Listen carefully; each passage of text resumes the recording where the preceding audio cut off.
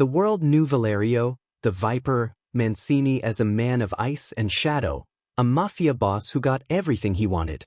But today he was being denied. Seated across a polished oak table in a back room of a smoky pub, Sean O'Sullivan, the grizzled leader of a powerful Irish gang, shook his head. "The deal is solid, Mancini," Sean said, his voice like grinding gravel. "But my daughter, God bless her, is old-fashioned. She won't have her father doing business with a man who doesn't understand the sanctity of family. No alliance without a wife. You get married, you get our guns and our ports. It's that simple." A wife. The word felt like a poison pill in Valerio's mouth. He didn't do love, he did loyalty, and that was a currency he controlled. He needed this alliance to crush his rivals, but the price was a piece of paper and a stranger in his home. "Fine," Valerio said, his voice dangerously quiet. "I'll get a wife." His search was cold and efficient. He needed someone with no baggage, no powerful family, and no expectations. His eyes landed on the file for Angel Rossi. An antique book restorer, brilliant but isolated. Her parents were long gone, and she had no siblings. Most importantly, his men reported she was being hunted by a vicious loan shark, a man named Moretti who broke knees for fun. She was desperate. She was perfect. He found her in the quiet back room of a dusty bookshop, her hands gently cradling a crumbling leather-bound volume. She didn't flinch when he entered, merely looked up with calm, intelligent eyes that seemed to see right through him. "Miss Rossi," he began, dispensing with pleasantries. "I understand you have a problem. A man named Moretti." Angel's posture stiffened, but her gaze never wavered. "What of it?" "I can make him disappear. Permanently. My protection will be a shield around you. No one will ever harm you again," Valerio stated. "In return, you will marry me. For 1 year. You will live in my home, act as my wife in public, and ask no questions. When the year is over, you will be free, with enough money to start a new life anywhere in the world." He expected tears, or pleading, or fear. Instead, Angel studied him for a long, silent moment. She looked from his cold, handsome face to the 2 hulking bodyguards flanking the door, then back to the fragile book in her hands. It was a choice between a known monster and an unknown viper. "I accept," she said, her voice steady. 1 year. The wedding was a stark, joyless affair in a cold city hall. Angel wore a simple, elegant dress, her only jewelry a sharp, silver hairpin holding her veil in place. Valerio wore his usual black suit, his expression suggesting he was at a business merger, which, in his mind, he was. As the judge pronounced them man and wife, a tense silence fell. Valerio turned to her, his eyes empty. Instead of leaning in for a kiss, he turned his face away, offering his cheek in the coldest of dismissals. A soft murmur rippled through the small crowd of his men. Angel's cheeks flushed, but not with embarrassment. With a spark of defiance. She smiled, a small, sharp thing. She reached up, and for a second, Valerio thought she might try to force the kiss. Instead, her hand went to her hair. In one swift, shocking movement, she pulled out the hairpin and stabbed it deep into the center of her white rose bouquet. There was a tiny crunch of plastic and wire. She held up the bouquet, the pin spearing a hidden, button-sized microphone for all to see. She rose on her toes, bringing her lips close to Valerio's stunned ear, her whisper a blade of silk. "Someone clearly doesn't trust you, husband." Valerio's penthouse was a fortress in the sky, all sharp angles, cold marble and floor-to-ceiling windows showing a city that seemed miles away. It was the most beautiful prison imaginable. "Your rooms are there," Valerio said, pointing to a hallway opposite his own. "Don't enter my wing. Don't touch my things. Don't bother me." And with that, he vanished, leaving Angel alone in the vast, silent space.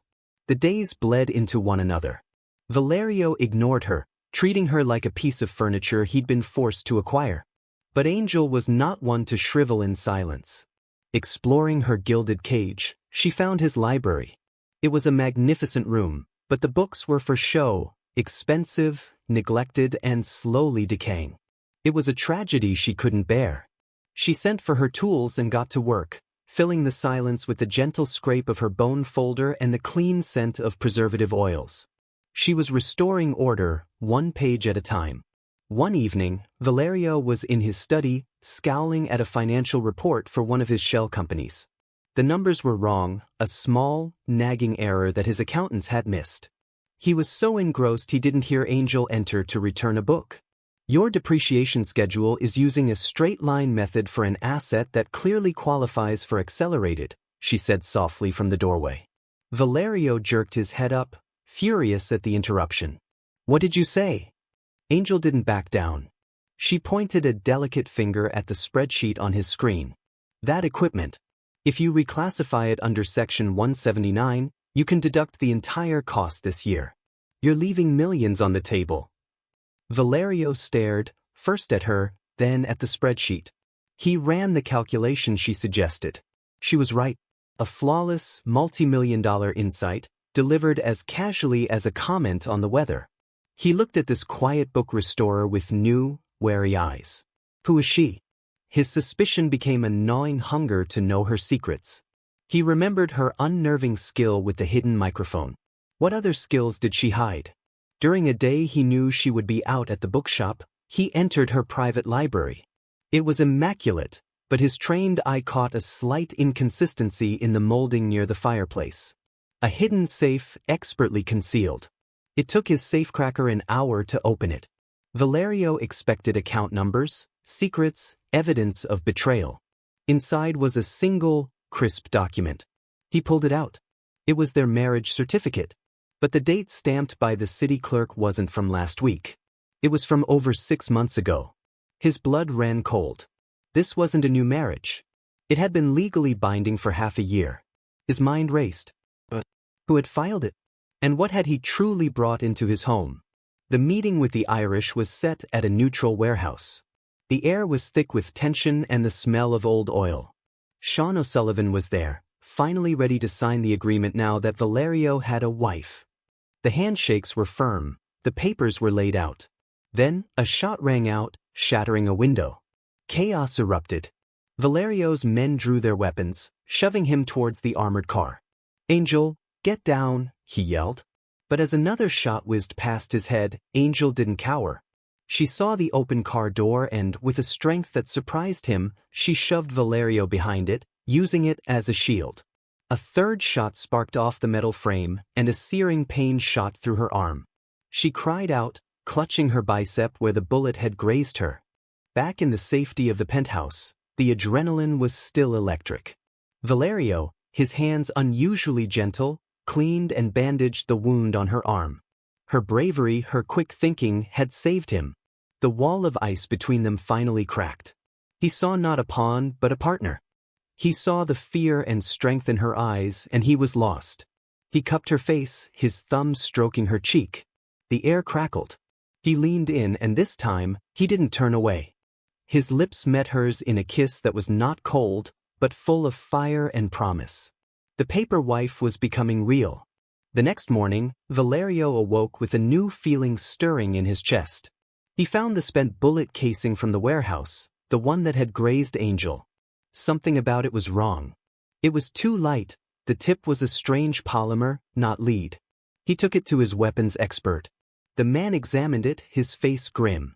Boss, this is a tracker round. Fires a GPS microdot into the target. It's not meant to kill. It's meant to mark.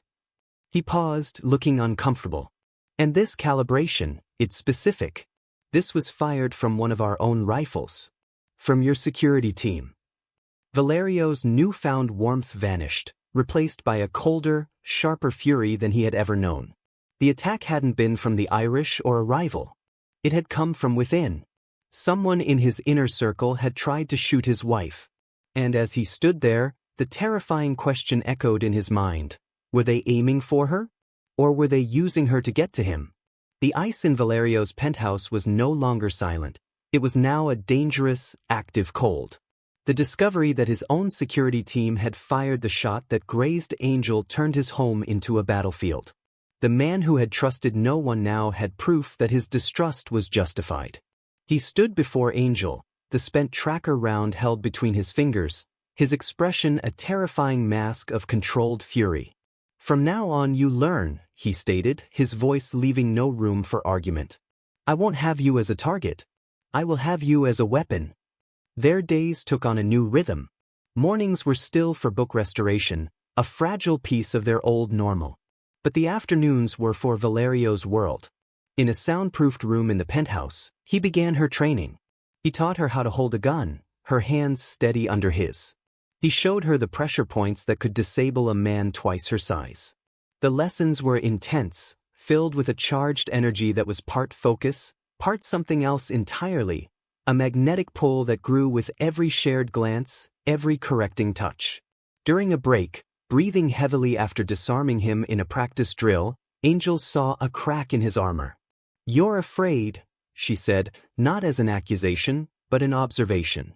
Valerio, for once, didn't shut her out. He looked out the window at the city he commanded. "Trust is a weakness, Angel. My father trusted, and he died in the street. I promised myself I would never be that vulnerable. To let someone in, it's like handing them a knife and asking them not to stab you in the back." It was the most he had ever shared.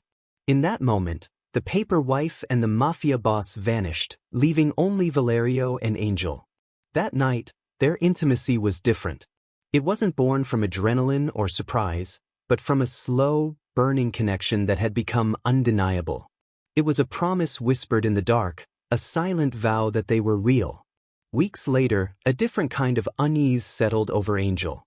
A lingering tiredness, a sensitivity to smells. A dreaded hope. A drugstore test confirmed it. 2 pink lines. Pregnant.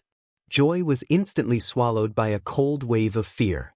After the microphone, the backdated marriage certificate, and the tracker bullet, how would he ever believe this was a happy accident? She waited, the secret growing inside her like a time bomb. Finally, she found the courage, holding the test out to him with trembling hands. "Valerio, I'm pregnant." The warmth in his eyes died instantly, replaced by a glacier of betrayal. His face darkened, a storm gathering. "That's impossible," he said, each word like a chip of ice. "What? I don't understand." "I had a vasectomy," he cut her off, his voice brutal and final. "Years ago. To ensure no one could ever use a child against me. So you can drop the act." "Whose is it?" The world tilted. Angel felt the floor fall away from her. "There is no one else." "I have been faithful," she cried, her voice breaking. But he just stared at her, the trust they had built shattered into a million pieces. Valerio retreated behind his walls, colder than ever. Angel was devastated, but her despair quickly hardened into a sharp, clear resolve. She was a researcher, a solver of puzzles.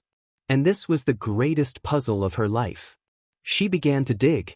She remembered the sedation after the warehouse ambush, a necessary precaution for her wound, insisted upon by Valerio's personal doctor. It was the only window of time that made no sense. Using her access to the penthouse's digital archives, passwords she'd gleaned from watching Valerio, she found hidden medical files. There it was, a record of a procedure performed on her while she was unconscious. Not just a cleaning of her wound, but an intrauterine insemination. The donor was listed as anonymous, but the authorization signature was a familiar, elegant scrawl. Fabrizio, Valerio's oldest friend and consigliere. She confronted them in the library, the room that had become her sanctuary. The doctor looked away, guilty. But Fabrizio was calm, almost proud. "The viper has grown soft, my dear," Fabrizio explained, as if talking to a child. "He cares for you. But care is not enough to rule. He needs an heir. A child to fight for, to make him truly ruthless. We simply gave him a reason." Angel was shaking with rage. "You violated me. You set this entire thing up." Fabrizio smiled, a thin, cruel line. "We set everything up. The debt collector, Moretti? We paid him to harass you. We orchestrated every bad thing in your life for the last year, making you desperate, making you the perfect, vulnerable candidate. You were never chosen by chance. You were chosen because we made you for him." The revelation was a physical blow. Her entire life, her terror, her reason for being there, all a lie constructed by the man beside her husband. From the shadows of the doorway, a voice spoke, low and vibrating with a fury so absolute it froze the very air. "You touched what is mine." Valerio stepped into the light. He had heard everything. His rage was a living thing in the room, but it was not directed at Angel. It was focused entirely on Fabrizio and the doctor. In that moment he saw the whole, horrifying picture. Angel, just as trapped as he was, a pawn in a game she never asked to play. He didn't even look at her. His eyes, promising death, remained locked on his former friend. "Get out," he whispered, the sound more terrifying than a scream. "Before I decorate this library with your insides." When they were gone, Valerio finally turned to Angel. The ice in his eyes had melted, replaced by a profound, aching regret. "I am sorry," he said, the words raw and unfamiliar on his tongue. "I should have believed you. The one person who was real, and I accused you of the ultimate betrayal." He reached for her hand and she let him take it. They were no longer husband and wife, or boss and pawn. They were two people betrayed by the world they lived in, standing together against the storm. "The baby," Angel whispered, her free hand resting on her stomach, "is ours," Valerio said firmly, his decision made. "No matter how it came to be, it is a part of you. And that makes it a part of me. We will protect it. Together." A strange calm settled over Angel. It was time for her truth. "Valerio," she began, her voice steady. "I knew I was being manipulated." He stared at her, confused. "What?" "The debt was fake, but my reason for finding you wasn't. I sought you out on purpose." She took a deep breath, ready to shatter their hard-won peace. "I didn't come here just to escape a lone shark. I came because I was looking for someone.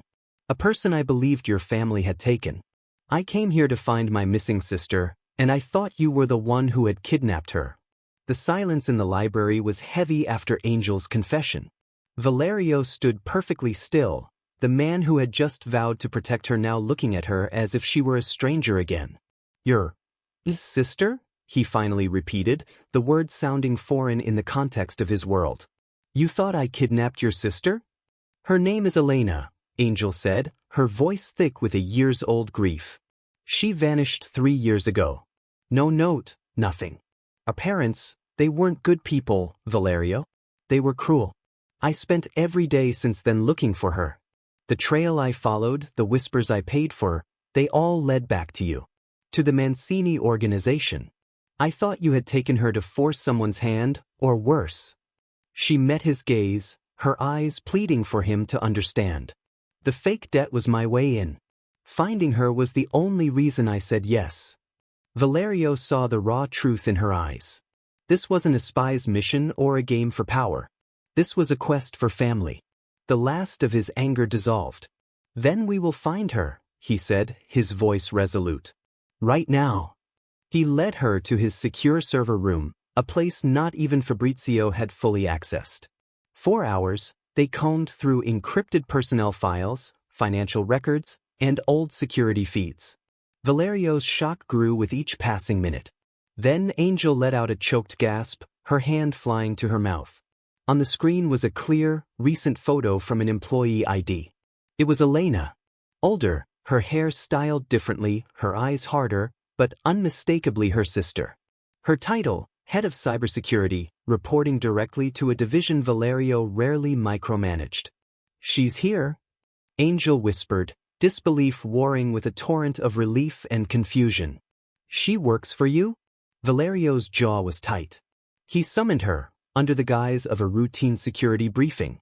When Elena walked into his office, her composure was ice-cold until her eyes landed on Angel. The ice shattered, revealing pure panic. "Angel? You've been here this whole time?" Angel cried, tears streaming down her face. "You let me think you were dead or in a ditch. Why?" Elena's shoulders slumped, the powerful executive replaced by a guilty younger sister. "Our parents were monsters, Angel. You were older, you were strong. You were going to leave. But they were going to marry me off to one of their disgusting business partners to settle a debt. I couldn't stay. I knew the only way to truly disappear was to make you stop looking. So I faked my disappearance and used my skills to get a job here, in the one organization powerful enough to keep me hidden forever. Valerio listened, a chilling picture forming in his mind. And Angel? He asked, his voice dangerously quiet. How did she end up here with me? Elena looked at him, a strange mix of fear and defiance in her eyes. I watched you for years, Valerio. I saw the man you were, the leader you could be. You weren't cruel like our parents, you were just cold. And I saw my sister, alone and searching for a ghost. I knew you were the only man strong enough to protect her from the world, and I knew she was the only woman warm enough to thaw the ice in you. She turned back to Angel, her confession tumbling out. I orchestrated it all. I fed Fabrizio the idea that you needed an heir. I fabricated the intelligence that led you to Valerio. I manipulated the debt collector. I even backdated the marriage certificate to make it unbreakable. I used Fabrizio's conspiracy to create my own. I brought you two together because I knew you were perfect for each other. I did it to save you both. The revelation was staggering. The mastermind behind their entire twisted love story wasn't a rival boss or a greedy underling, but a sister's desperate, manipulative love. Before anyone could react, the alarms on Valerio's phone blared. One after another. With Fabrizio's faction suddenly gone, the power vacuum had become a free-for-all. The Irish, the remaining traitors, and two other rival families were launching coordinated attacks on his businesses across the city. The final war had begun. What followed was a whirlwind of fire and strategy. Valerio and Angel became one mind in two bodies. He was the sword, leading his loyal men from the front, his rage a terrifying weapon. She was the shield, stationed in his command center, her brilliant mind dissecting enemy patterns, predicting moves, and redirecting resources with a cool efficiency that stunned his soldiers. She wasn't just his wife, she was his consigliere, his partner. The final confrontation took place in the very warehouse where they had been ambushed. The head of the most powerful rival family, a brute named Morello, had Valerio cornered. Valerio's gun lay kicked away across the concrete floor. Morello grinned, raising his own weapon. The Viper's reign ends here. From her position behind a crate, Angel's eyes darted around, searching for anything she could use. There were no guns, no knives. Then she saw it. On a dusty desk, next to a stack of forged shipping manifests, was a heavy, leather-bound ledger. Morello was famously proud of his untraceable bookkeeping. As Morello taunted Valerio, Angel's training as a restorer kicked in. She focused not on the words, but on the physical object. The leather. The binding. The end papers. And she saw it, a tiny, almost imperceptible flaw in the grain of the paper, a modern replication, not the handmade texture it was supposed to be. That's an impressive forgery, Morello, she called out, stepping into the open, her voice clear and steady. The O'Reilly ledger from 1890? A famous one. But you see, the original used a specific Irish linen paper with a unique crosshatch watermark. Hold it up to the light. You'll see yours is blank. Morello, arrogant and confused, took the bait. He snatched the book and held it up to a hanging bulb. What nonsense are you? It's a fake, Angel stated calmly. Just like your alliance with the Irish.